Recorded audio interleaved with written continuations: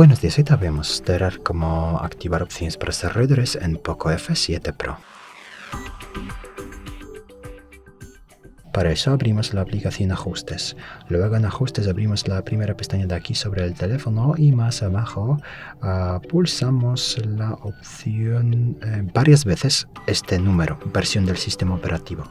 Pulsamos este número varias veces hasta que aparezca en la pantalla este aviso.